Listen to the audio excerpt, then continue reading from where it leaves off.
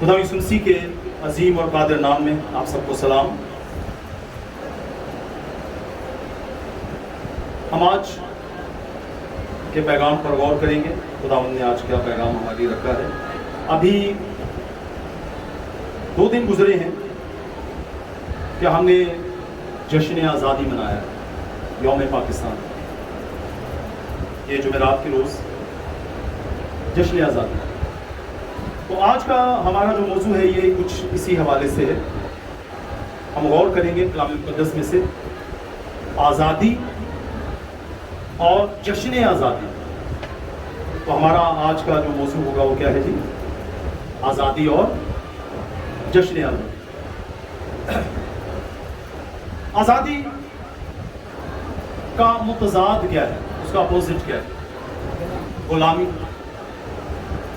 एक शख्स जो आज़ाद है वो तो आज़ाद है, लेकिन उसका उलट, उसका अपोजिट क्या है? जो गुलाम है, गुलाम उसका मुतज़ाद हो गया, अपोजिट हो गया आज़ादी, और उसका मुतज़ाद है गुलामी। आज़ादी तब मिलती है जब कोई शख्स पहले गुलाम होगा तो उसको आज़ाद किया जाएगा। खुदा यीशु मसीह ने फरमाया है, हम इसे रूहानी मायनों में देखें कि हर इंसान जो है वो गुलाम है, लेकिन खुदा यीशु मसीह के अपने अल्फाज में हर शख्स किस चीज़ का गुलाम है। हम यूहन्ना रसूल की मार्फत लिखी गई इंजील देखेंगे, उसका 8वां बाब और उसकी आयत नंबर 34 यानी 34। मुक़द्दस यूहन्ना रसूल की इंजील उसका 8वां बाब और उसकी 34वीं आयत में अगर हम देखें तो लिखा है, यीशु ने उन्हें जवाब दिया, मैं तुमसे सच कहता हूँ कि जो कोई गुनाह करता है गुनाह का गुलाम है। शुक्रिया भाई। यीशु ने जवाब दिया कि मैं तुमसे सच कहता हूँ कि जो कोई गुनाह करता है वो गुनाह का गुलाम है। तो इंसान किसके गुलाम है जी? खुदा यीशु मसीह फरमाते हैं इंसान गुनाह का गुलाम है। क्या दुनिया में कोई ऐसा इंसान है जिसने गुनाह ना किया हो? हम देखते हैं कि दुनिया में ऐसा कोई भी नहीं है। कोई भी इंसान ऐसा नहीं कि जिसने गुनाह ना किया हो, सबने गुनाह किया। और ये बात कौन कहता है? ये बात बाइबल मुक़द्दस कहती है। रोमियो का खत अगर हम पढ़ें, मुक़द्दस पौलुस रसूल का खत रोमियो के नाम, तो उसके 5वें बाब की 12वीं आयत में हम देख सकते हैं कि कौन कौन गुनाहगार है। रोमियो का खत 5वां बाब और उसकी आयत नंबर 12 को अगर हम देखें,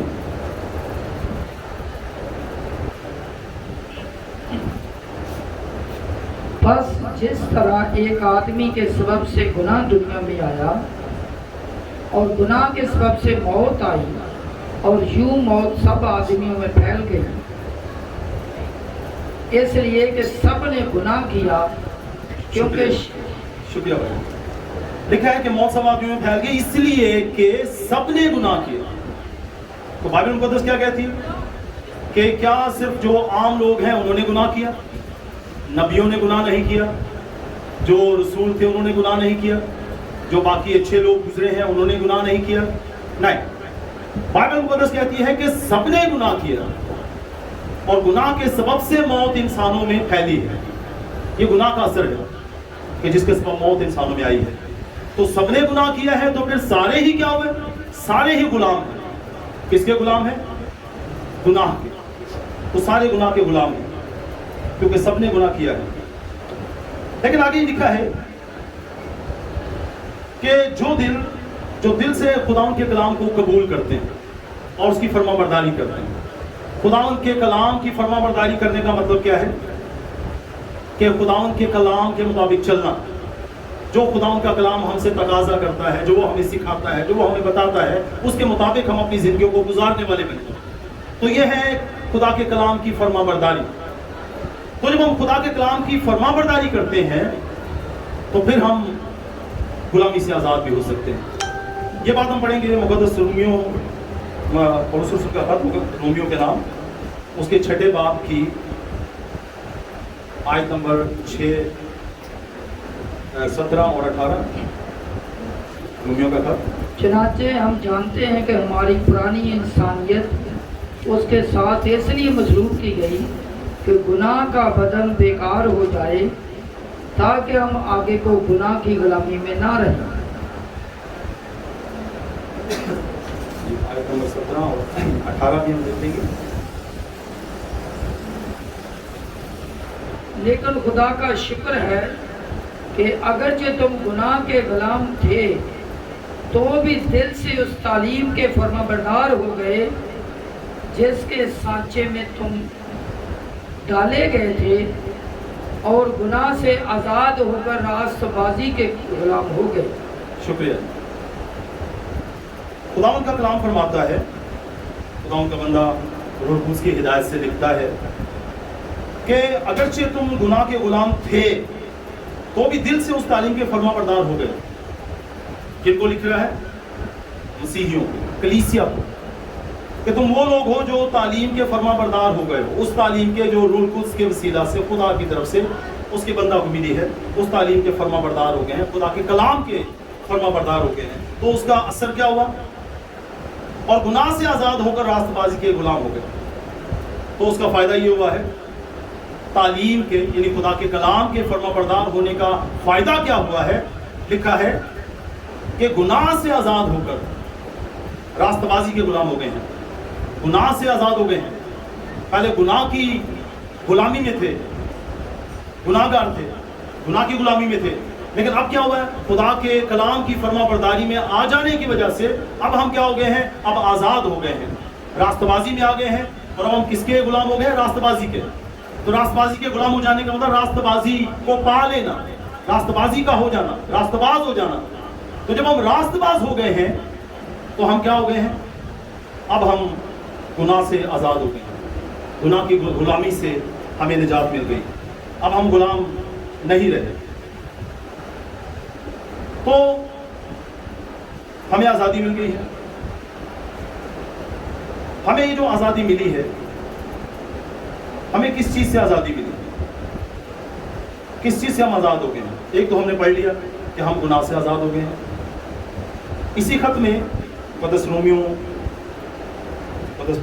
رسول کا خط رومیوں کے نام 8ویں باب کی اگر ہم پہلی اور دوسری آیت کو دیکھیں تو یہاں ایک اور چیز کا بھی ہمیں ذکر ملے گا کہ گناہ کے علاوہ ہم اور کس چیز سے ہم نجات پا گئے ہیں, آزاد ہو گئے ہیں. بس اب جو مسیح یسو میں ہیں ان پر سزا کا حکم نہیں, کیونکہ زندگی کے روح کی شریعت نے مسیح یسو میں مجھے گناہ اور موت کی شریعت سے آزاد کر دیا. شکریہ. تو ہم نے پڑھا اور سنا آپ نے, کیونکہ زندگی کے روح کی شریعت نے مسیح یسو میں مجھے یعنی انسان کو مجھے گناہ اور موت کی شریعت سے آزاد کر دیا. تو کیا کر دیا جی؟ گناہ سے بھی آزاد کر دیا ہے اور موت سے بھی آزاد کر دیا ہے. وہ شریعت جو میرے لیے موت کا سبب تھی, جس کے سبب سے میں ہمیشہ کی زندگی نہیں پا سکتا تھا, تو خدا یسوع مسیح کے کفارے کی بدولت کیا ہوا ہے؟ ہم گناہ سے بھی بچ گئے ہیں, گناہ سے بھی آزاد ہو گئے ہیں, اور اس موت کے بھی حقدار نہیں رہے جس کے ہم سزاوار تھے, جس کے ہم حقدار تھے. اب ہم موت سے نکل کر اب ہم زندگی میں داخل ہو گئے. تو ہمیں دو چیزوں سے آزادی مل گئی ہے. ہمیں گناہ سے بھی آزادی مل گئی اور ہمیں موت سے بھی آزادی مل گئی ہے. اور یہ آزادی کس کے سبب سے ہے؟ اس کے بیٹے یسوع مسیح کے سبب سے, اس کے خون, اس کے لہو کے سبب سے. اور پھر لکھا ہے کہ جب ہمیں آزادی مل گئی ہے تو اب ہمیں کیا کرنا چاہیے؟ اگر ہم غلطیوں کے نام خط دیکھیں, مقدس پولس رسول کا خط غلطیوں کے نام, اس کا 5واں باب اور پہلی آیت ہی سے اگر ہم اسے پڑھیں تو خدا ان کے کلام میں لکھا ہے مسیح نے ہمیں آزاد رہنے کے لیے آزاد کیا ہے, بس قائم رہو اور دوبارہ غلامی کے جوئے میں نہ جڑو. آمین, ہاللیلویہ. تو ہم نے پڑھا جی کہ مسیح نے ہمیں آزاد رہنے کے لیے آزاد کیا ہے. تو جو خدا کے لوگ ہیں، خدا اپنے لوگوں کو کیسا دیکھنا چاہتا ہے؟ وہ انہیں آزاد دیکھنا چاہتا ہے، غلام نہیں. یعنی کس چیز کا غلام خدا ہمیں نہیں دیکھنا چاہتا؟ کس چیز کا نہیں؟ نہ گناہ کا غلام، نہ موت کا غلام، نہ انسانوں کا غلام، نہ حالات کا غلام. خدا ہمیں غلام نہیں دیکھنا چاہتا ہے، وہ ہمیں آزاد دیکھنا چاہتا ہے. تو لکھا ہے کہ مسیح نے ہمیں آزاد رہنے کے لیے آزاد کیا ہے. بس قائم رہو اور دوبارہ غلامی کے جوئے میں نہ جھکو. اب ان کے لیے، ان ایمانداروں کے لیے جو آزاد ہو گئے ہیں، جن کو خدا نے آزاد کر دیا ہے، اب ان کے لیے یہ لکھا ہے کہ دوبارہ غلامی کے جوئے میں نہ جھکو. کہ ایک دفعہ جب ہم آزاد ہو گئے ہیں، ہم گناہ سے آزاد ہو گئے ہیں، ہم موت کے پھندوں سے نکل آئے ہیں، تو اب ہم پھر ان کی طرف واپس نہ لوٹیں. ہم پھر سے خدا کے کلام کے خلاف نہ جائیں. ہم پھر سے ان حالات کی طرف نہ لوٹ جائیں، وہ حالات جو ہمیں کلام اور اس کے خدا کے خلاف لے جاتے ہیں. تو لکھا ہے کہ دوبارہ غلامی کے جوئے میں نہ جھکو. ایک دفعہ اس نے آزاد کر دیا ہے تو اب آزاد رہو. اور اسی خط میں ہم ایک اور بڑی اہم بات پڑھتے ہیں، ایمانداروں کے لیے بہت بڑی بات ہے. چوتھے باب میں، غلطیوں کا خط، اس کا چوتھا باب اور اس کی 7ویں آیت کو اگر ہم پڑھیں، بہت ہی خوبصورت آیت ہے. بس اب تو غلام نہیں بلکہ بیٹا ہے، اور جب بیٹا ہوا تو خدا کے وسیلہ سے وارث بھی ہوا. آمین. تو یہ بہت بڑی خوشخبری ہے کس کے لیے؟ ایک ایماندار کے لیے، کہ نہ صرف خدا نے ہمیں آزاد کیا ہے، گناہ کی غلامی سے چھڑا لیا ہے، حالات کی غلامی سے چھڑا لیا ہے، بلکہ ساتھ میں اس نے ہمیں اپنا بیٹا بھی بنا لیا ہے. یہ ہے بڑی بات. اس بات کے لیے میں سمجھتا ہوں کہ ہم جتنا بھی شکر کریں کم ہے کہ اس نے مجھے اور آپ کو اپنے بیٹے اور بیٹیاں بنا لیا. ہم کس کے بیٹے ہیں؟ اس زندہ خدا کے بیٹے، جس نے ہمیں کیا کیا؟ غلامی سے بھی چھڑایا ہے. اور پھر دوسرا احسان، سب سے بڑا احسان، اس نے ہمیں اپنا بیٹا بنا لیا ہے. بس اب تو غلام نہیں بلکہ بیٹا ہے. اور جب بیٹا ہوا تو خدا کے وسیلہ سے وارث بھی ہوا. تو جب ہم بیٹے بن گئے ہیں تو جو بیٹا ہوتا ہے، لکھا ہے کہ وہ وارث بھی ہے. تو ہم خدا کے وارث ہیں، ہم خدا کی برکتوں کے وارث ہیں، ہم خدا کی نعمتوں کے وارث ہیں. تو جب ہم غلام نہیں رہے تو خدا ان کا بڑا احسان ہم پر یہ ہوا کہ ہم کیا ہو گئے ہیں؟ آزاد ہو گئے ہیں. اور ایک بڑا اس نے جو اور ہم پہ فضل کیا ہے، ہمیں اپنا بیٹا بنا لیا. اب ہم بات کریں گے ایک اور واقعہ کی طرف ہم چلتے ہیں. یہ سب کو پتا ہے کہ قوم بنی اسرائیل تقریباً 450 برس تک مصر کی غلامی میں رہے. وہ غلام تھے اور ہر طرح کے ظلم ان کے اوپر کیے جاتے رہے. تو غلام قوم، اور اس غلام قوم کو پھر خداوند نے یاد کیا اور ان کو پھر آزادی دلائی. یہ پچھلے اتوار مطلب یہ جمعرات کو 14 اگست کو جو پروگرام ہوا، اس میں ہم نے ان باتوں کا اظہار بھی کیا کہ خداوند نے اپنی قوم کو آزادی بخشی. جب خداوند نے اپنی قوم کو آزادی بخشی تو پھر خداوند نے یہ بھی ساتھ میں کہا کہ کیا کرنا ہے؟ یہ کرنا ہے کہ اس آزادی کے دن کو یاد بھی رکھنا ہے. تو خداوند نے کیا کہا؟ قوم بنی اسرائیل کو، موسیٰ کو کیا حکم دیا کہ کیا کرنا ہے؟ کہ آزادی تو خداوند نے ان کو دلا دی، لیکن اب آزاد ہونے کے ساتھ ساتھ انہوں نے کیا کرنا تھا؟ انہوں نے اس آزادی کے دن کو یاد بھی رکھنا ہے اور اس کو عید کے طور پہ منانا بھی. تو ہم دیکھتے ہیں خروج کی کتاب، اس کا 12واں باب،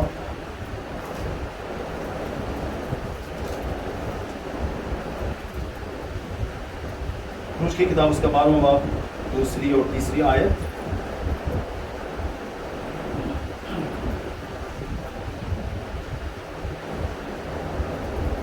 یہ مہینہ تمہارے لیے مہینوں کا شروع اور سال کا پہلا مہینہ ہو۔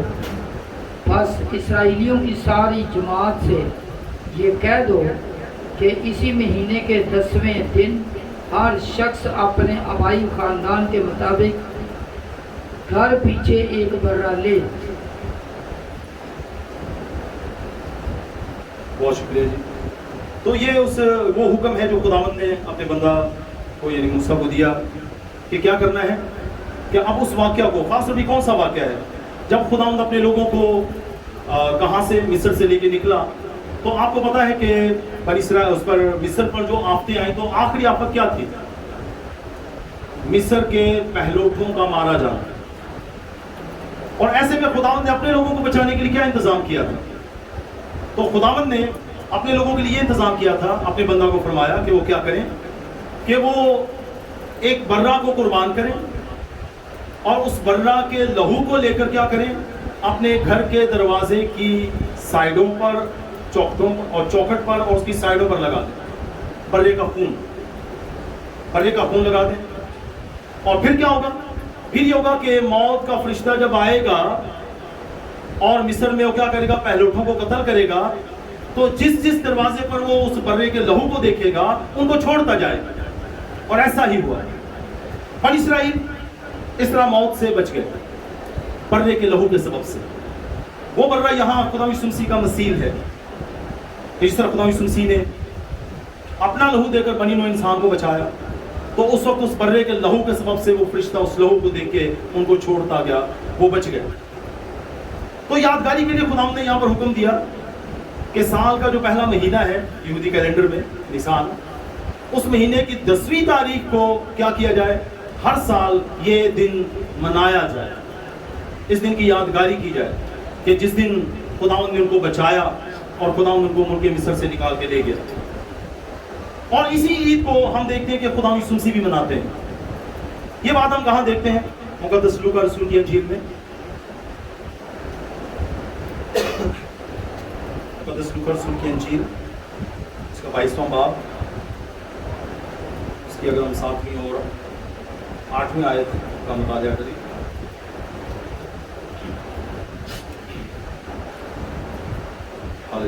اور عید فطیر کا دن آیا جس میں فصح ذبح کرنا فرض تھا، اور یسوع نے پطرس اور یوحنا کو یہ کہہ کر بھیجا کہ جا کر ہمارے کھانے کے لیے فصح تیار کرو۔ انہوں نے اس سے کہا، تو کہاں چاہتا ہے کہ ہم تیار کریں؟ اس نے ان سے کہا، دیکھو، شہر میں داخل ہوتے ہی تمہیں ایک آدمی پانی کا گھڑا لیے ہوئے ملے گا۔ بہت شکریہ۔ یہ باقی واقعہ ہمیں پتا ہے کہ مطلب کیا ہوا، کہ یہ اسی عید کے یہی جو واقعہ تھا جو خداوند کے بندہ موسیٰ کو خداوند نے حکم دیا کہ اس دن کو یادگار کے طور پہ منانا ہے، عید کے طور پہ منانا ہے۔ یہ وہی موقع ہے، عید فصح ہے۔ تو عید فصح کے دن خداوند یسوع مسیح بھی جمع ہے، یہاں موجود ہے، اور اس نے اپنے شاگردوں سے کہا ہے، پطرس اور یوحنا سے کہا ہے کہ وہ فصح کو منانے کی تیاری کریں۔ اور اسی میں پھر ایک اور بڑا واقعہ ہوتا ہے اس واقعہ کے دوران، کہ جب وہ سارے وہاں پر جمع ہے، 12 رسول خدا یسوع مسیح موجود ہیں، تو وہاں پر ایک بہت ہی سمجھے کہ عظیم رسم ادا ہوتی ہے، جسے آج ہم عشاء ربانی کی رسم کے طور پہ جانتے ہیں۔ تو مسیحیوں کا فصح، یہودیوں کا فصح تو یہ تھا کہ وہ کیا کرتے، وہ اس عید پر ایک ایک برہ قربان کرتے اور پھر اس کو کھانے کا حکم تھا۔ لیکن اب یہ کہ اس کے بعد جب مسیح آ جاتے ہیں، خدا یسوع مسیح آ جاتے ہیں، ہم عشاء ربانی کے تناظر میں دیکھتے ہیں، تو وہ عید جو عید فصح تھی، اب وہ مسیحیوں کے لیے وہی عید اب عشاء ربانی بن گئی۔ یہ وہی دن ہے، یہ اسی دن کی رسم ہے۔ اسی دن یہ ہوا جس دن وہ برہ کو کھاتے تھے، اس کا گوشت کھاتے تھے۔ اسی دن خداوند یسوع مسیح نے ان کو گوشت دینے کے بجائے، جانوروں کا گوشت دینے کے بجائے، اس نے کیا کیا؟ اس نے روٹی لی اور توڑی اور ان کو دی اور کہا کہ یہ لو، یہ میرا بدن ہے۔ تو اس نے جسمانی روٹی نہیں، زمین سے پیدا ہوئی خوراک نہیں، اس نے اپنا بدن کھانے کو دے دیا اور اس نے اپنا لہو پینے کو دے دیا۔ یہ تھی حقیقی فصح یا فصح کی حقیقی عید۔ تو یہ جو فصح کی عید ہے اصل میں آزادی کی عید ہے۔ تو صحیح معنوں میں اگر ہم کہیں تو یہ جو آزادی کی عید ہے، جب ہم عشاء ربانی میں شریک ہوتے ہیں، اس رسم کو ادا کرتے ہیں، تو بنیادی طور پہ ہم جشن آزادی مناتے ہیں کہ اس دن ہمارے خدا یسوع مسیح نے ہمیں کیا کیا؟ آزادی دلائی۔ خدا یسوع مسیح نے ہمیں گناہ سے، موت سے اور تمام چیزوں سے آزادی بخشی۔ ہم دعا کرتے ہیں کہ خدا کیا کرے، ہم سبوں کے لیے اپنی رحمت کو جاری کرے اور خدا اپنے کلام کو سمجھنے کا فہم ہمیں بخشے، تاکہ ہم اس کے کلام میں دن بدن مزید بڑھتے چلے جائیں۔ آئیں ہم اپنے آپ کو بند کریں گے۔ ہاللیلویہ۔ دیر آش میں سجدے کروں، سجدے کروں، میں سجدے کروں۔